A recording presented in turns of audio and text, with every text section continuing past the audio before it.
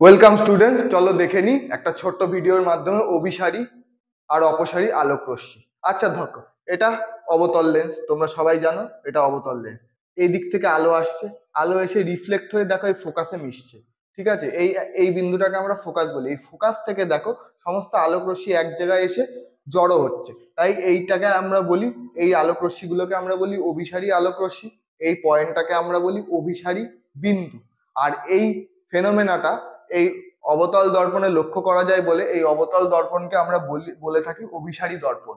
ঠিক উত্তল লেন্সের ক্ষেত্রে দেখো এই পাশ থেকে আলো আসছে, আলো এসে এখানে মিশেছে, মিশে আলো এদিক থেকে বেরিয়ে যাচ্ছে, কিন্তু এই দূর থেকে দেখলে মনে হয় যে ভিতরের কোনো একটা বিন্দু থেকে এই আলোটা বাইরে নিঃসৃত হচ্ছে। তাই এই বিন্দুটাকে আমরা বলবো অপসারী বিন্দু। আর এই ফেনোমেনাটা উত্তল লেন্সে দেখা যায় বলে এই উত্তল লেন্সকে আমরা বলবো অপসারী লেন্স। তাহলে এই আলোক রশ্মিগুলো হচ্ছে অভিসারী আলোক রশ্মি, আর এই আলোক রশ্মিগুলো হচ্ছে অপসারী আলোক রশ্মি। আশা করছি তোমরা বুঝতে পেরেছো। আরো ডিটেলসে বোঝার জন্য ফুল ভিডিওর লিঙ্ক ডেসক্রিপশনে থাকলো, চেক করে নিও। Thank you.